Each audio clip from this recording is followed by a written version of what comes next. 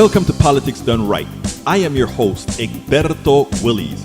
This is a progressive program that will take the mystery out of politics. A program that will encourage you. Government becomes we the people. Whether you are liberal, progressive, conservative, or otherwise, you get to air your point of view. We are an independent media outlet that, unlike mainstream media beholden to corporations, we only owe allegiance to you. Remember, you can also send me a tweet at EGBERTOWILLIES. That is at Egberto Willies. Let us engage. It is Politics Done Right.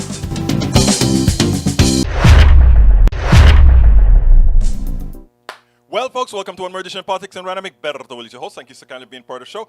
We are going to have a great show for you today. Hello, peeps. Lee Grant is in the house. Breach MCP. Peep, peep. In the house. May Wood in the house. AVQ. El Senor Rodnan in the house. And, of course, coming in and checking in from ATL. Brother Fleming, how are you doing, sir? Welcome aboard, everybody. Welcome aboard, everybody. How is everybody doing today? Love to see you all here. Anyhow, we are going to have a great show for you today. We are going to have greetings to Alistair Waters. I see Alistair Waters just jumped into the house. How you doing, Alistair? It's hot here in Texas. I got to shave in between takes. Anyhow, it's hot in Texas, folks. We've been over 100 degrees. I don't know how many days. Alistair, how many days have we been over 100 degrees? It's crazy. You know, I just opened the door downstairs, went and got a little something to drink. Mi cafe. It's hot. Open the door. It felt like you went into an oven. Oh, my God. Global warming is real. Anyhow, Michael Rodden says, Egberto, how are you feeling today? I am feeling good. I get all excited for the show. Let me tell you something, guys. And I'm not saying, I'm so honest about this. I can be feeling sort of like, down a little bit. And just coming on, knowing I'm coming to the show to see my peeps, the energy comes in. I'm there. I feel great right after the show. I get a little bit, and then tired, and then the original stuff comes down. But you guys energize me. Knowing that we are here for a purpose is energizing. My green screen is messing with my black coat. So therefore, we are going to look at that baby and say, what's wrong with you today, green screen? We are going to fix you, green screen, right this minute. And I think we did. Great. Mira, mi gente. Vamos a hablar and comenzar con el señor Rodnan, político.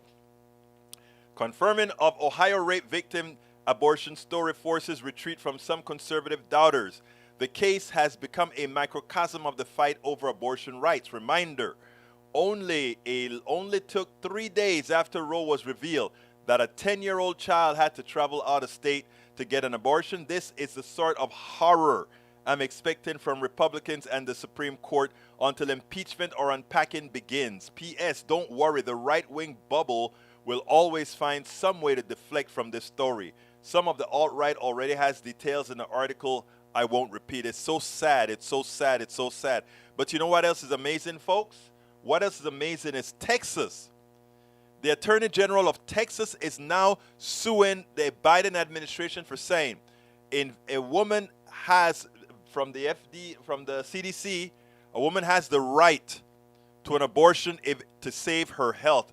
And since federal law takes precedence over state law, our great Attorney General, a man, says, hey, woman, if your health is in trouble, but you are pregnant, you have to kill yourself. You must die. You don't have the options. Ectopic pregnancy, forget it. You're dead. Did you hear how, not Rashida Tlaib, Ayanna Pressley really made an anti-abortion woman look like a clown? She asked her, if this woman has an ectopic pregnancy, the pregnancy develops in her fallopian tubes. And they have to, you know what? She realized it's a woman. she realized how silly she sounds, then that wouldn't be an abortion. Of course it is, no difference. Madre mía, ¿qué piensan la gente? ¿Qué piensan la gente? All right, we got, let me see, para ver, if I need to salute anyone. Welcome aboard Maywood, Mike Cisak. Welcome aboard. Who else we got here? Okay, I think I saluted most of the people here so far. Tom C., welcome aboard. Okay, continuing with Michael Rudnin, Common Dreams. No one single Republican votes for probe of neo-Nazi in U.S. military and police. The amendment to the National Defense Authorization DA for fiscal year 2023 direct the FBI, Department of Homeland Security, and Department of Defense to publish a report that analyzes a set out strategies to combat white supremacists in neo-Nazi activity in the Uniformed Services and Federal Law Enforcement Agency, passing a party enactment. Did I play the police guys in the police guys inside of San Antonio, not San Antonio, Uvalde yesterday? I don't remember if I did or not. Anyway, the report to be published no more than 180 days after enactment of the NDAA and every 6 months thereafter would be submitted to congressional committees, and unclassified sections would be made public. Editor of Progressive Massachusetts, Jonathan Cohen, tweeted, every single Republican in the U.S. House voted against an amendment to require DHS, the FBI and DOD, to publish a report combating white supremacist and neo-Nazi activity in the military and federal law enforcement. Every single Republican, just in case you need Republicans to tell you who they are once again.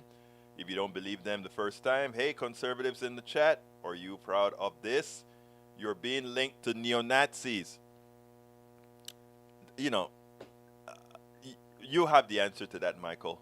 Common Dreams, they went to hold women captive. They want to hold women captive. GOP blocks bill protecting rights to travel for abortion.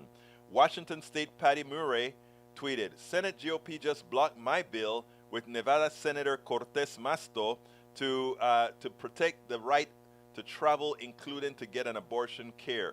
This move shows that they stand with extreme politicians trying to hold women captive in their own states rather than defending the right to travel within our country. They can't stop it. Commerce cannot be blocked by the state. That's a federal thing. Oregon Senator Jeff Markley tweeted, MAGA Republicans don't only want to take away women's right to safe and legal abortion.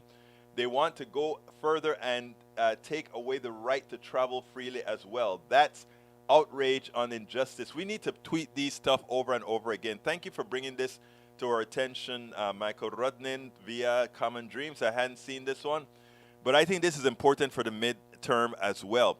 We have to show that Republicans are trying to enslave women in their states. In other words, you will be captive. You are pregnant and you try to leave this place. We're going to, you know, what the women need to do is leave for good. Unfortunately, that's not realistic. That's not realistic. Okay. Eric Hayes says, watch. I don't know what you're asking me to watch, Eric. Eric, you have to be, if you take a look at how Michael Rudnin does it, how, you know, even Mike Cisak, or how Bridge MCP does it, when you want me to read something and you provide a link, you at least give us some context. You know, if you care so much about something, come on, put some effort into it. Let's see. Let's see what else we got here. Greetings from everyone. Alistair Waters. Mike Cisak says, hi all. How you doing, brother Mike? Bridge MCP says, greetings to Alistair. Nuclear is clean and here to stay. Let's define clean. Nuclear is not clean if its crap gets out. The difference between carbon getting out and nuclear getting out is when nuclear gets out, it pollutes for hundreds of thousands of years. So nuclear should be a last resort. I am not going to come out completely against nuclear, but it should be an absolute last resort. And in my opinion, we have enough space in the middle of nowhere to throw a plant up. You know, that's what I would do in my humble opinion. Some folks would tell me it's blasphemy to even give nuclear energy a chance, but it's not clean. Likely they will stay. Likely they will start the strike September 1. What are we talking about? What strike are we talking about? Did I miss something? Did I miss something about a strike somewhere? All right. I must have missed something about a strike. Okay, let's continue. Maywood says, and don't let them forget Eric and Paul. All right. New York City in the 90 degrees, you hit triple digits. Yeah, we hit triple digits. Boy, we did it several days in a row. All right, Eric Hayes says, a model for the rest of the states. He has proven fiscally to be relevant. Ron DeSantis is crediting combination of growth tax return and record tourism for the $21.8 billion surplus in the fiscal 2021 Florida state budget. The surplus is the highest in state history and is more than 21% above the state budget for the fiscal year. I mean, California has been running surpluses for quite a while, but those surpluses aren't real, right?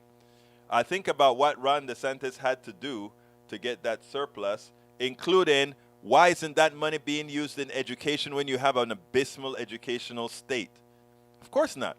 You show a surplus. Hey, look, I didn't spend your tax dollars to do what tax dollars are supposed to do. Invest in people, invest in roads, invest in good things. The last time I drove from Tampa, Florida, up the Panhandle, across the Panhandle, the roads were horrendous. So you have $21 billion in the bank that you're going to probably, the reason you want to show that is you want to give a tax cut to your rich guys in the state when your roads are falling apart and your people are remaining uneducated. Come on, man. That's not something to be proud of. Listen to this. DeSantis said during the June 8 press conference, we've done very well economically. We've outpaced the nation in jobs and labor force. That's not true.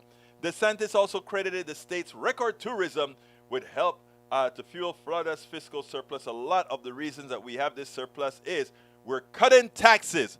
What a stupid statement to say. You're cutting taxes, going to give you a surplus. You know, these guys continue to maintain the fallacy with the Laffer curve. The Laffer curve has always been proven false. If you don't know about the Laffer curve, look it up. L-A-F-E-R. I think it's L-A-F-F-E-R. All right. Tom C. Temperature in the 70s today in mid-Michigan. Trying to send colder weather into Texas. Please, we are waiting for it. We're going to send some big tubes and blowers so you can send us that cool weather from Michigan. All right. Bridge MCP says, wow, Mike C. A railroad engineer or conductor typically earns 6 figures, retires with a pension, and enjoys union benefits. They don't need a college degree. The monitoring training is provided on the job. It's a kind of career that ought to be popular. But Darren said trainees and long-timers alike are getting burned out. It used to be a job with 8 or 9 hour shifts and plenty of time at home. Now, Darren says railroading demands too much time away from one's family and work days that last up to 19 hours, combining 12-hour shifts and hours of waiting around for transportation of relief crews. I want to stop there.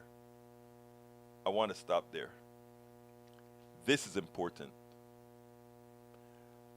When you see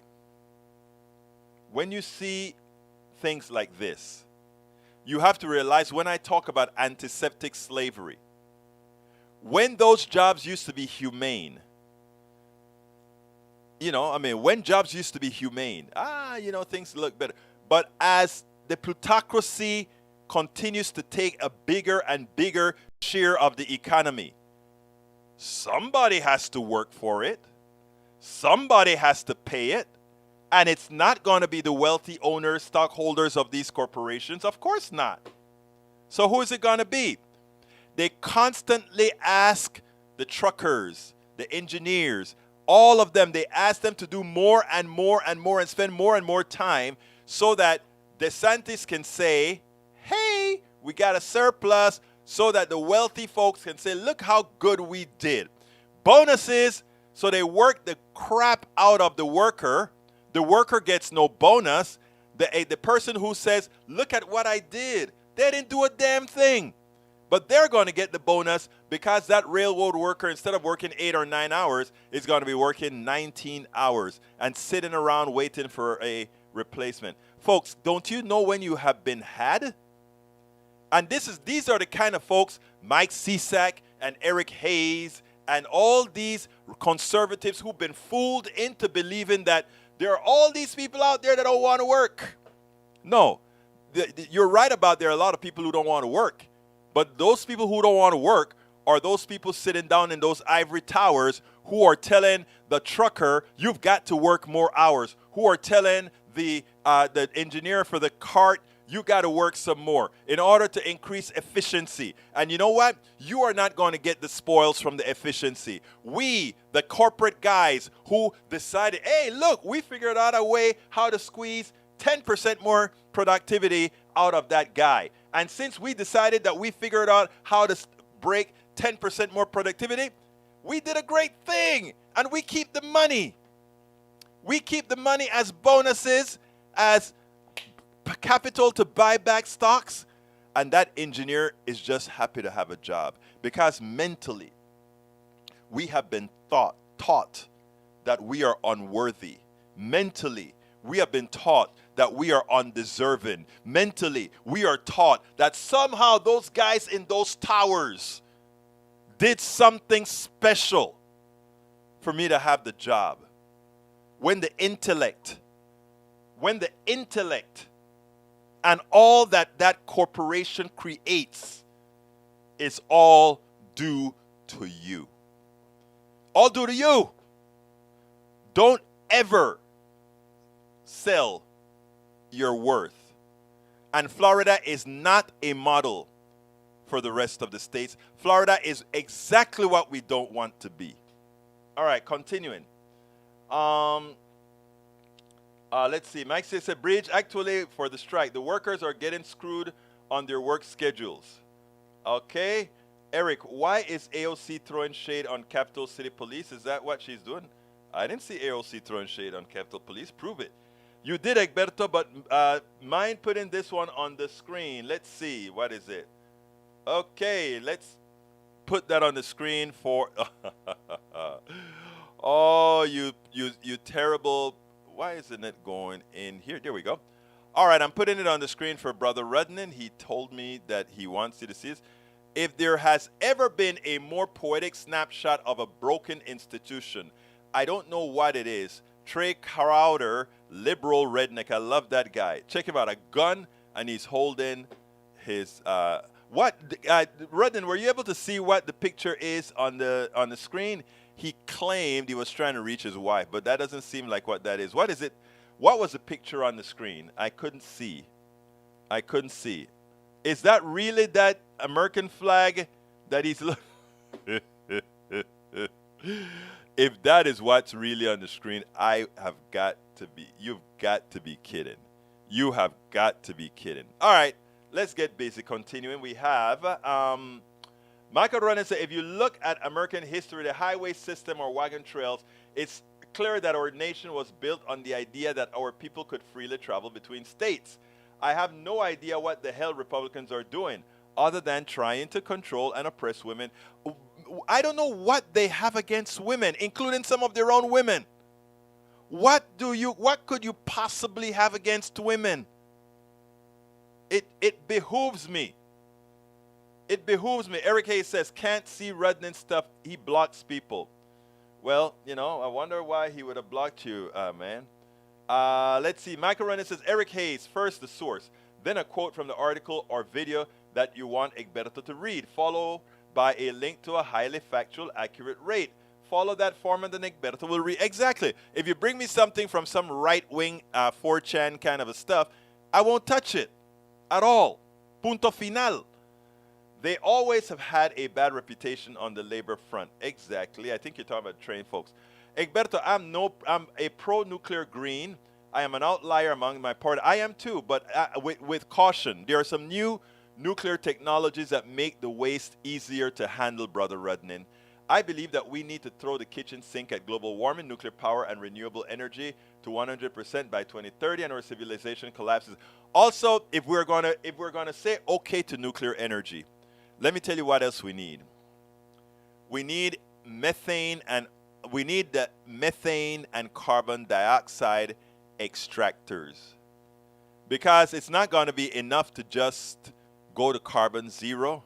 We have to go to negative carbon, which means rebuilding forests, but also creating these humongous machines all over the world.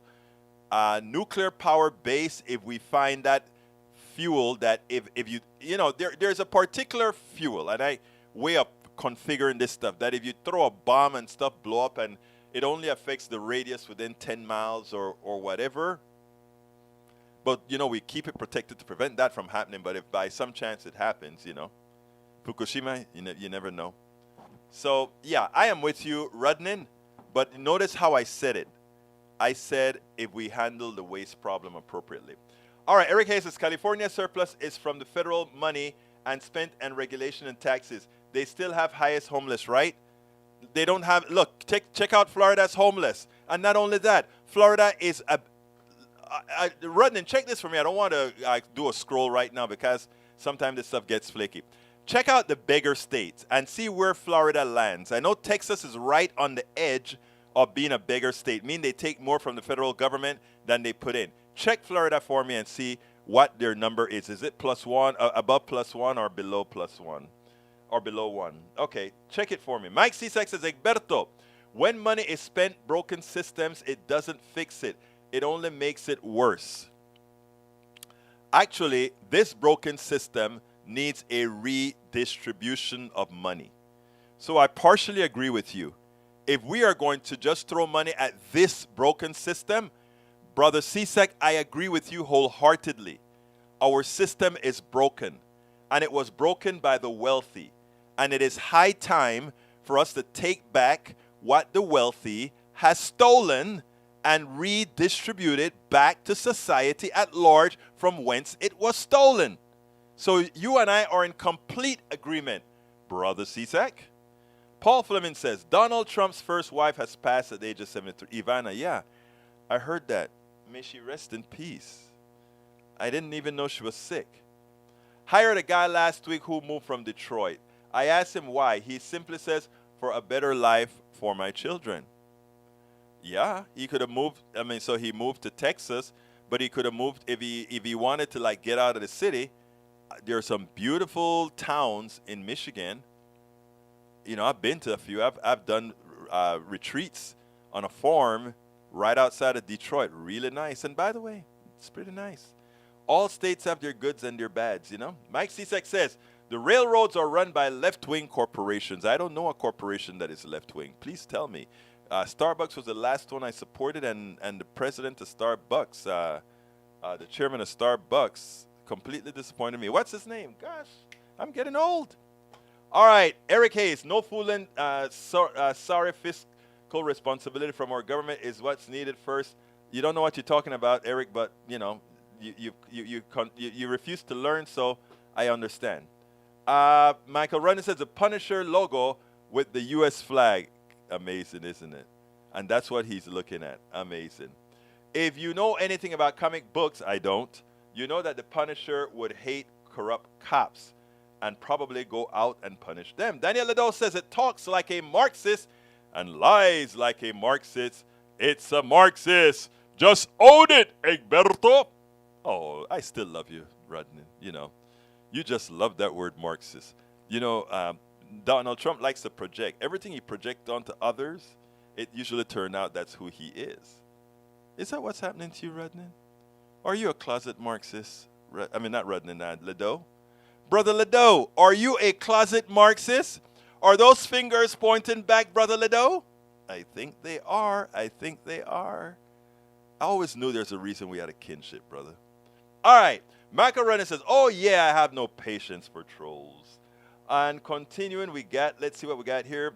Eric Hayes, that's somebody else. Michael Renner says, Berto, Florida is number 31 for the screen. Thank you for that.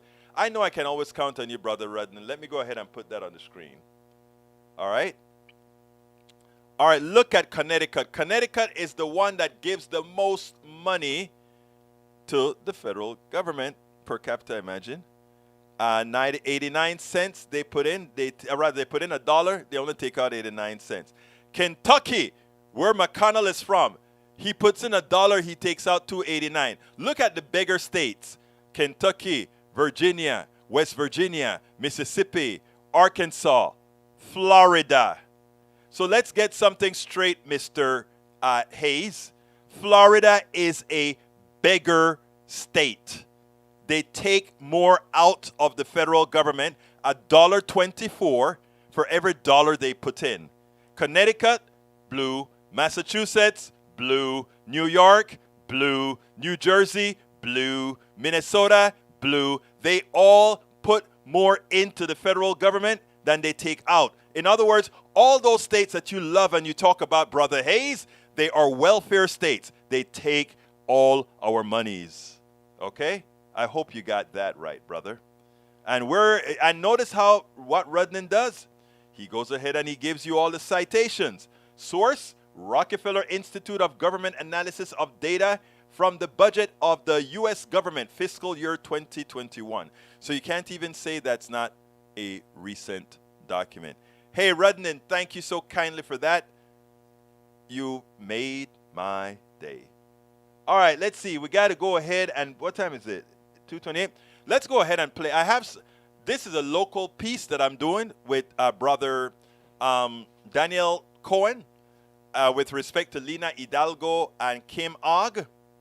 And I want to also let you know that this has implications nationally because Harris County is a bellwether state. I want you guys to check this out, and then we'll take it on the other side.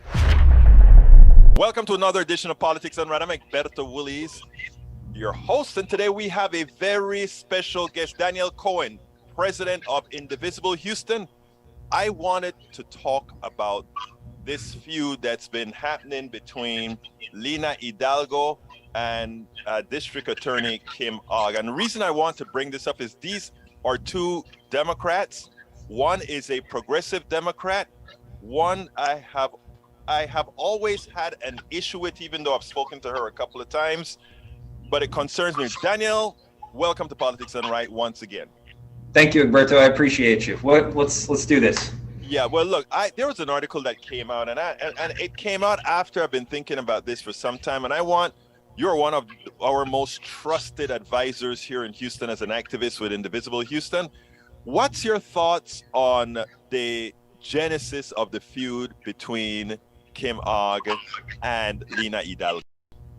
So a little bit of context too, if I may, right? We can, because we need to go back actually 2018 for a second, and then I promise to talk about this. Lina Hidalgo was the only person who ended up running to be the Democratic candidate for county judge, but that's only because at the last minute, a guy named Mike Nichols, who now is a big Lina Hidalgo supporter, who was considering running, decided not to run, citing health reasons. And at the time, actually, I was working with the judge. And I haven't worked with very many political candidates over the last few years. In fact, it was Bill McLeod. But a lot of what's happening recently has brought me back into the fold of it, where I'm supporting her and backing her up as staff for this next few months, because I'm seeing the hijinks and the shenanigans and the nonsense that's going on, and seeing that there needs to be extra support because of people like Kim Og. Well, let me see. I want to get this right. You're saying there's a whole lot of shenanigans and manipulations that you're seeing in this attempt to get this young, vibrant, progressive woman who came into power when nobody else, and in fact, I think, and tell me if I'm right here, but too often Emmett, who was the previous judge that she beat, too many darn Democrats were giving him a pass when he did many undemocratic things. Is that correct? Oh, not only is that correct, but the way that the county used to run before Lina Hidalgo was outright corruption. If you look at the meetings back then, I mean, there was at one point where I as an advocate, I brought to the table a ProPublica story that had broken that demonstrated that they had a Harris County hurricane plan that they failed to implement. And I asked them about, I basically read them the news for 3 minutes. You can find it, wrote an editorial in the Chronicle later about it, and they didn't respond to it at all. But I'll tell you what, they funded the Astrodome to the tune of hundreds of millions, if not more than $1 billion later that meeting. The mainstream press only covered the Astrodome funding. And I remember they slammed the gavel and we were out of there in 45 minutes to an hour, which is the way the Commissioner's Court used to run. I mean, you get out of there in an hour, right? You didn't talk about anything. Nobody had any idea of what was going on. One of the reasons that moderate Democrats formerly would back Ed Emmett is because they didn't know any of this stuff was going on. And the reason they didn't know was because Harris County Commissioner's Court was so low profile and therefore lacked any and all transparency. These meetings that last all day long are meetings that show exactly what's going on in Harris County through the morning, through the noon, through afternoon. That's why the meetings are so long. This is easily the most transparent county government that we've ever had in the history of Harris County. Hands down, no questions about it whatsoever. And people don't like that because now you can't get away with a lot of the stuff. No more smoke-filled rooms. That's there's a heck of a lot less of them, that's for sure. And the people in them, who used the people who used to be able to get away with stuff are no longer able to get away with stuff, which is kind of interesting given kind of some of the discussions from mainstream media surrounding it. But when it comes to OG, specifically when it comes to OG, before you go to OG, because I want to ask a question that I saw in that article. Sure. Is it true that right in the beginning of Lina Hidalgo's tenure, that OG wanted to have some sort of control over her and presented her with, I want you to hire this person? Well, there was definitely, so that, that was a lot. That's interesting because that claim I didn't know as much about actually, but it's pretty well vetted if you look at the article. And because it's pretty well vetted if you look at the article, you can kind of trace the sources on that. What I'll say is that where the big split began is that OG pushed for a larger budget. And right, I remember that. And when you're looking at what she's asking for more prosecutors, she's asking for funding, and meanwhile, she's got huge turnover going on in her office, so she can't fill the positions that she has. So it became really a political feud over budgets more than anything else. And you can trace some of that back. So you take someone like, a drive-by media guy like Wayne Dolcefino, who Kim Og didn't have a good relationship with. Okay. Then all of a sudden, right, Dolcefino starts changing his coverage a little bit. Og gets closer to Crime Stoppers, who, by the way, takes more than $1 million of taxpayer dollars, your money and my money, so that they can turn around and run political hit jobs left and right in their commercials and out in the public sphere. And you take something like that, and all of a sudden, Dolcefino and Og are best buddies. So, I mean, there's a lot of different, there's a lot of things that are very clearly going on that are highly questionable, but it all comes down to power plays, political hit jobs for budget purposes and for personal power in the county. She doesn't like some of the things she's doing because it gets in the way of her personal agenda. And so Kim Og doesn't like Lina Hidalgo, and it's that simple. Now, as it turns out, Lina refuses to give her 100 and something more district attorneys. Prosecutors. And what's interesting, right, is it is a sound thing to do. You get a lot more prosecutors, you make less deals and bring a whole lot more trials. You bring a whole lot more trials, you get a lot more convictions. You get a lot more convictions, you get more people in jail. You get more people in jail, you're no longer being fiscally responsible with the taxpayer dollars, because now you have to fund more jail space, you have to fund more food, you have to fund more education for all these things that could be done outside of the penal system. Am I correct? Of course, it's a recipe for mass incarceration, and I'll tell you this too, it doesn't address crime whatsoever, because what you're doing is you're taking people who theoretically have committed a crime, although in a lot of cases we know that the criminal justice system is extremely biased, especially here in Harris County, where we have one of the worst criminal justice histories in the United States. But regardless of that, if you take someone who's committed a crime and you've pulled them off the street and you've put them into prison, you're not preventing any crime from happening in the future. You're only focusing on punitive justice, or quote unquote justice, punitive retribution related to something that's already happened. So it's all a big smoke and mirrors joke. I mean, it's nonsense right now. It's obviously political hits. If she could slam her fist on the table and yell about crime and point her fingers at somebody who opposes her political agenda, then she gets to score points off of that. And it's based on a house of cards. And our hope is to see it toppling down. Now, interestingly, Daniel, it seems to me like Kim Og is playing the right-wing ideological moves, or trying to play right-wing ideological moves, both in the crime with bail bonds, but even further, if we take a look at what she's starting to represent, it seems like what she is doing is opening the door for others, not necessarily to challenge her, but to challenge other Democrats, Lina Hidalgo being the prime one, but there are some ancillary others that get taken in, the judges, etc., because it gives the false impression that it is Democrats that it is progressives who are soft on crime, when the reality is that the open gun field that we have in Houston right now is a direct result and you correct me if I'm wrong, but it seems to me the direct result of the laws passed by a Republican Congress in Austin, signed by a Republican governor, that threw a whole bunch of guns on the streets of Houston. You get more guns. The Republicans like to say you get more drugs, more people use drugs. You get more guns, more people use more guns. You're not only are you right, but the dynamics of it and the number of angles of it are very easy to trace, right? So you're looking at Og, like I said earlier, right, playing buddy with Dolcefino. Just after he starts covering, starts going after judges, she suddenly is friends with him. They're enemies, and then he goes after judges, and now they're friends all of a sudden. And it's just like that. Then you look at what she's doing with Crime Stoppers, and you see the connections between the people she's connected to and the people who are over on the Alexandra Mealer campaign, the Harris County Republican GOP county judge candidate, and you start seeing the connections between that. Meanwhile, Mealer is backed by people like Ted Cruz. She's backed by some of the most vicious and hateful right-wing flacks at the local level. But when she's asked questions, which is rare because the media has not started asking her questions about things, but when somebody on Twitter asks her a question about her take on abortion, she doesn't say things one way or another.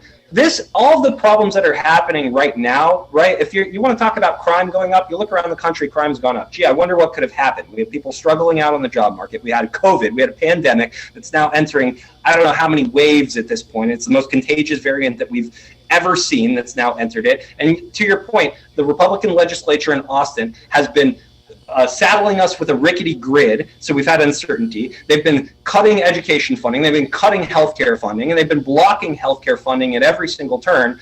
So yeah, it's no wonder that you're having trouble, but it's really easy for someone to use that for their own political purposes and their own political power, which is they're allowed to do it. If they're allowed to do it. And now my question to you as an activist out there, what are rank and file Democratic and progressive activists doing to ensure that people like Kim Og, who are doing the anti-democratic thing, and not only that, but using the power of her office to intimidate those who she wants to go against? How is that mitigated? Well, I think there's two things that's happening. One, people are changing how they're spending their time and putting more attention on the issue, whether that's in campaign positions or if that's in volunteer positions or whatever it is. Two, some of the people who are out, like, the Houston Abolitionist collectives and things like that have been calling out Kim Og's pro-mass incarceration position, more and more often over the last 2-3 years. I mean, they've made sure to make noise about it. But the other thing is that the electoral people are starting to hit doors, that they're starting to come out and actually hit doors and start looking at this. And there's more and more conversations about it. People are tired of Kim Og inside of the Democratic Party, particularly inside of the rank and file Democratic Party. And she's going to hear about that. She'll hear about that in the next primary. But in the meantime, I think that there's a lot of discussion in the general activist atmosphere about what's going on. And conversations like the one you and I are having are becoming more and more common. And last question, and this has to do with where these types of campaignings are occurring, because we know that the people that are always used when a politician needs to score a point, the ones that always get used are people of color and poor white folk, because they have no other avenue. So therefore, are we concentrating in these areas of Houston? Let's say Latino districts, let's say black districts, let's say poor white districts, etc., to ensure that the wrath that Kim Og needs to bring onto the people to give her bona fides to Republicans, that they are not, that they are made aware of this and start fighting for what they have to fight for to ensure that it isn't successful. I think that the conversations are definitely happening all over Harris County right now, but grassroots activists and all activists should hear what you just said as much as possible. That should be honestly one of the most common refrains that people hear, especially on the canvassing side and on the outreach side, because Harris County is 60% Black and brown population, and no population is a monolith. So we have to be having conversations all over Harris County. We also need to be acknowledging the fact that this is an area the size of Connecticut. It's one of the largest counties in the entire country, and it's almost a state unto itself. And it's a state that's repressed by an even larger state the size of France. So when you look at it, I mean, look at what's going on right now. When you look at things like the grid, Harris County doesn't have its own grid. That's the state of Texas making bad decisions that come down on the backs of people in our hometown. And we need to be having conversations about things like that. We also need to be having that conversation about Kim Ogg and the mass incarceration agenda that she pushes. Final thoughts.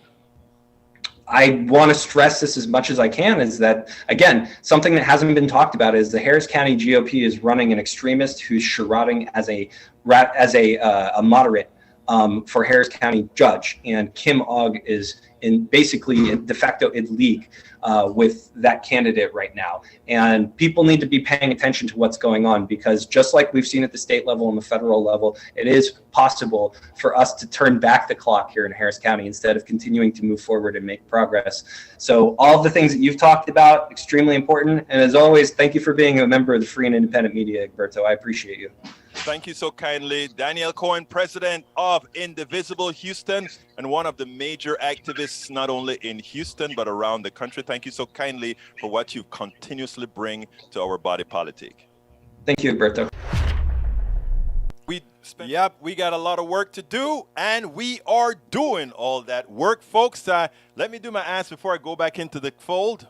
Politics Done Right depends on you to keep doing what we do. What do? We make sure to keep, number one, the internet seeded with blogs and information to counter the right and to present what progressives represent for the benefit of us all to everybody, so that it's not misread, misled by any other entity. We make sure and populate that internet with blogs, with videos, with all these other things to make sure that we are informed and to counter everything that you normally hear that are lying at the right. We also make sure to create articles in magazines, articles in newspapers all around the country to ensure, again, that our message gets out there. Last but not least, we also write books. As you see it, Class Warfare, the Only Resort to Right-Wing Doom, How to Make America Utopia, are two of the many books that I've written on these issues. So please support us in one of many ways. Numero uno, you can support us at PayPal, either one time or monthly. Go to politicsdoneright.com/PayPal. You can support us on Patreon. That is politicsdoneright.com/Patreon. Patreon is spelled Patreon. You can support us by becoming a part of our YouTube channel, going to politicsdoneright.com/YouTube, or you can support us in many other forms that you can find at politicsdoneright.com/support.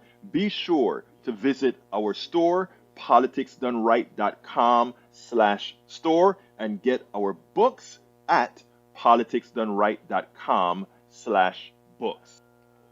Hey, Bridge, it seems like the bot is not working on Facebook, because you're correct. When I'm sending messages, all the messages that I send, they're all going to the other, they're going to everywhere except the YouTube page. So you are correct that there is a bug in the bot that I'm trying to figure out right now. And that's not my, just for the audience, that bot, we pay for that bot so that bot is supposed to do its job. Why the bot isn't doing its job today, that's transferring stuff to Facebook, and from Facebook, I can't answer that. But let me just put inside of the here is the link to support us. I'm putting this one now inside of, directly inside of YouTube, which I never have to do. But that is the link to support us at PayPal. And here is the link to support the Netroots trip that I'm taking to Pittsburgh. Here we go. And lastly, here is the link to our store. And by the way, folks, the store has a new hat in there. At the end of the show, I'm going to show you the new hat that we just put together. But anyhow, let me get back to answering you beautiful people. All right, let's go back up top. Paul Fleming says, a man you hate the most balanced the nation's budget. Clinton, it's amazing. That's the only president in these times that have ever balanced the budget. And immediately after he balanced the budget, when the Republicans said they gave not one vote, they didn't give even one vote for that. I wrote about that in my book, As I See It, Class Warfare, the Only Resort to Right-Wing Doom. I have a chapter called The Presidents. Let's see what that chapter is called. It's important. When I wrote this book, I detailed all of that you mentioned about the thing there. I called it, that chapter was called The Presidents. Voodoo Economics, Genesis of the Demise. Then Voodoo Economics Reverse. That's what Clinton did. The Return of Fiscal Responsibility, Fiscal Insanity, Revisited and Expanded, and the Return of Sanity. Each one of those corresponded to a particular president. And that's in my book, As I See It, Class Warfare, the Only Resort to Right-Wing book. And the only one that balanced the budget, yes, was Bill Clinton. And they like to make a fool out of Bill Clinton. But he's the only one that said, I'm going to balance the budget, and did it, right? Okay, what else have I got here? Berto Willis, Restream not working. Oh, I see the message you're sending me. I see the message you're sending me. Para ver. Daniel Ledo says, apparently I'm a closet Marxist. At least I have the decency to keep my Marxist shame in the closet. Egberto is out and proud. Yes, I am, but I'm whatever. Okay, continuing with your statements. Ledo says, Eric Hayes says, Dan is buddy with Hidalgo. Okay, so did anything that he say was untrue? I don't think so. All right, Daniel Ledo says, Egberto, what is universal advocacy? Tell me, please. Enlighten me. I love to learn. Lee Grant says, wasn't it an indivisible Houston guy who got up in Ted Cruz's face in a Houston sushi restaurant? Yeah, our other buddy. He did that about a month ago. I got it on video, and, we made a hell of a lot of hay out of that one to show who Mr. Cruz really is, an evil man. Michael Rudnan says, poverty is the leading cause of crime. You want to reduce crime rates, improve social safety net, and promote investment. Agreed? Michael says, reminder, 61% of Americans are so poor that they cannot pay federal income tax. Egberto, yep. The formula for poverty, weapons equal violent crime. Eric says, low bond or no bond via judges have led to over 170 deaths. Let me ask you, you like to use those numbers, Eric.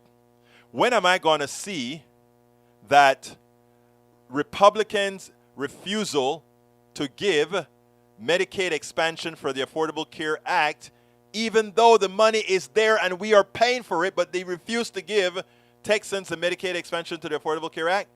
Now there are over 2,178 Texans dead. Are you going to ever put that up there? You think 170 is a big deal? I think it is, right? But an even bigger deal by orders of magnitude, more than 10 times that many, are dead because of direct Republican policy. And think about all the people that are getting shot up on Houston streets because now the Republican Congress has allowed 18 years old to get a gun without a check. They just get a gun. They don't even need to practice or anything. No insurance, nada. So it shows, Eric, the hypocrisy, my brother. Love you, but the hypocrisy of you showing a false concern for 170 dead that you said is caused by a judge letting out somebody on bond. Remember, the judge didn't do anything wrong. The judge followed the law. But those who are killing the 2,178 people who lack insurance, the Republicans are creating the law that's killing them. You see the difference? The judges are following the law. And in following the law that was created by Republicans in Congress, 170 people have died, according to you. But Republicans who make the law have created the law that has been causing the deaths of thousands of Texans. But you don't say anything about that. Your hypocrisy is deadly. Your hypocrisy, my brother, is deadly. Eric Hayes says, Berto, you can't do anything about Og Hidalgo except vote. No, I can do something. And we are going to do something. Og would do right. Og would do right by stepping back from doing anything illegal. Og would do right by not using the power of her office. She would do right by not using her power, the power of her office, for political gain. Because while it may work in the first few days, in the first few weeks, in the first few months, what you would have unleashed, or what you will unleash, could actually be for your political career irreversible. Irreversible. Okay, let's see. Chat UGH have so I mean, T's and I's better be crossed, because we do not we cannot allow politicians to use the power of the state. Again, I want to make this clear. Any day you allow a politician to use the power of the state on their political enemies or folks that they want to do things that they didn't get done, if you ever do that, and we prove it, your political career is over. Continuing. And that is for any politician, right? For any politician. Any politician that applies to. But specifically politicians that good people decide they will be supporting. Okay, let's see what else we got here. Bridge MCP says, love that. Let me see what Bridge loves. Oh, she brought me the hat. Okay, folks, that is our new Politics Done Right cap. I just ordered one so I can wear it on the show. And I ordered Bridge's t-shirt because I want to wear that with that hat on the show. So I don't know when it's coming in. I hope it comes in the next week or so. Our new paraphernalia. But you can get that at our store right now. Thank you for... Hey, Bridge, I love you, girl. You went ahead and got it printed out for me. I appreciate you. I really appreciate you. All right, let's see. Eric Hayes says, look, you put that one in there already. Let's see. Let's see. I don't know what Eric is trying to say. Daniel says, apparently Egberto doesn't even know the word salad he says he supports. Wow. Okay. Let's see. Hidalgo is the one in trouble legally, not Og. Hidalgo is not in trouble. For you to be in trouble, you have to have a legal cause. We're talking. Let me tell you how bad it is.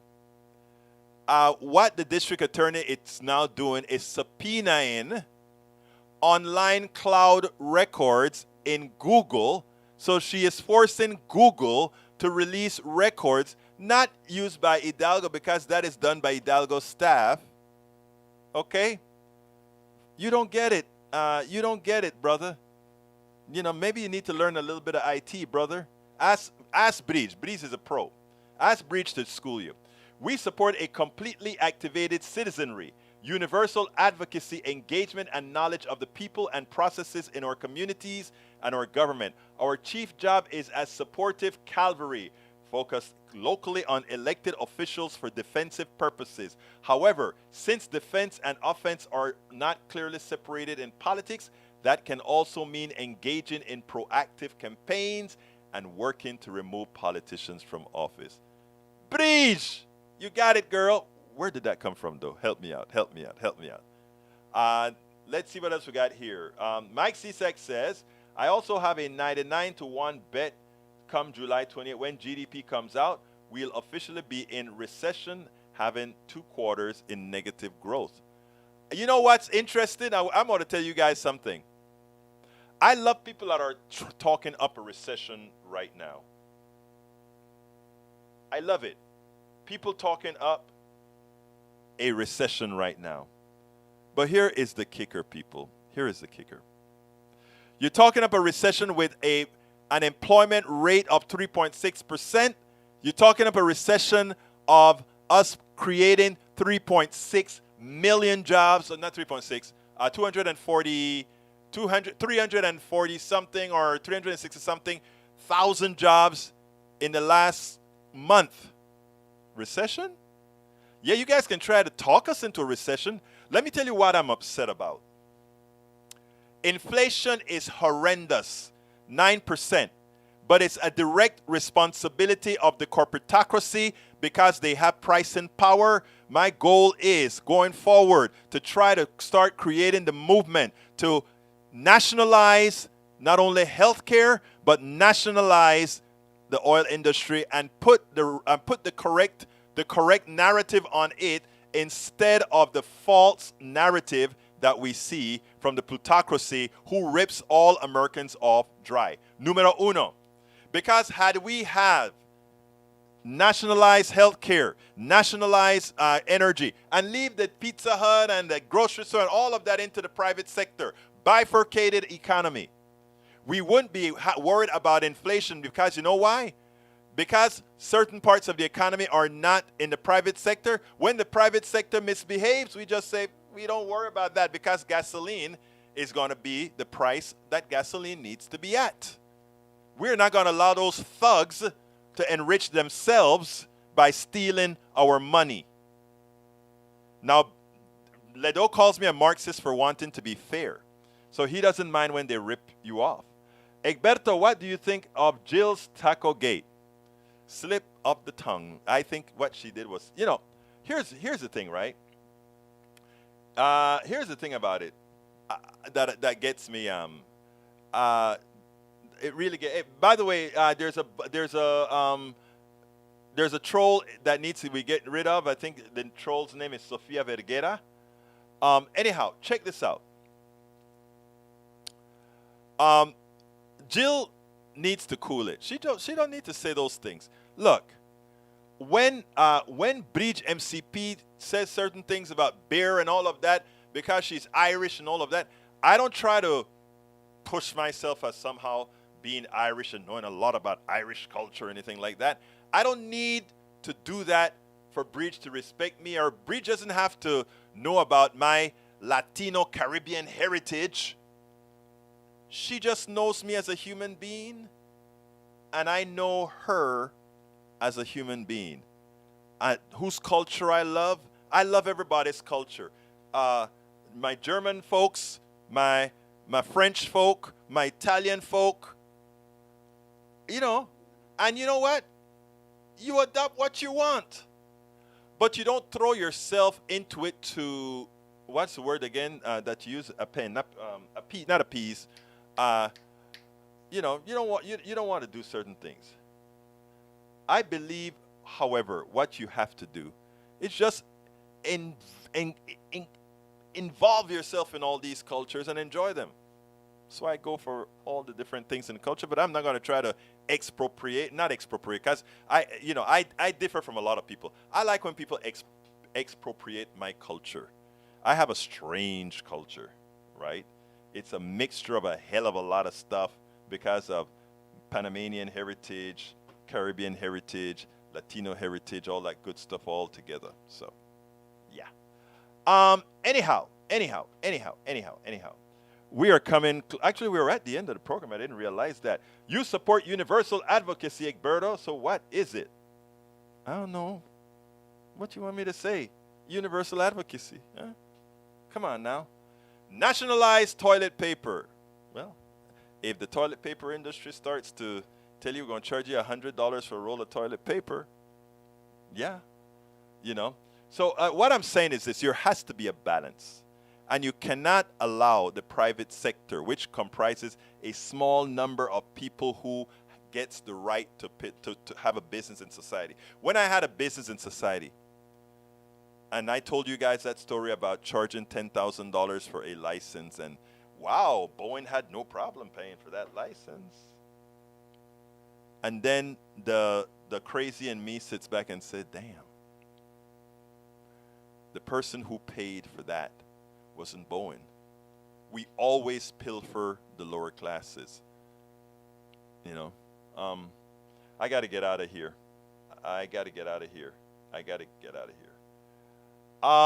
My name is Egberto Willies. Please remember to go to politicsandright.com/store to get all of our new stuff. It's very important to keep helping us doing what we do. So go to politicsandright.com/store. We have new hats and all that good stuff in there. Please as well go to politicsandright.com/netroots to support my trip to Pittsburgh. By the way, I'm heading to New York sometime the first week of August. Some part of New York I don't know about. Bridge, I think I told you the name of the town, etc. But please support that GoFundMe at Netroots as well as our store. We cannot do this without you. And here, because courtesy of Bridge helping me out, here is the new hat that we have in the store. And hopefully soon you'll see me wearing it on the show. My name is Egberto Willies. This is Politics Done Right. And you guys know how I end this baby. I am what? Out.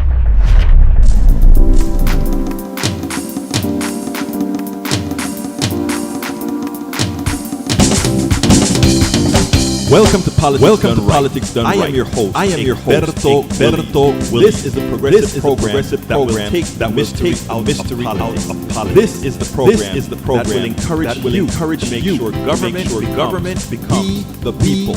Whether you are liberal, progressive, conservative, or otherwise, you get to hear your point of view. We are an independent media outlet that, unlike mainstream media, corporation, only own allegiance to remember. You can also send me a tweet at EGBERTOWILLIES. That is Egberto Willies. Let us engage. It is politics done right.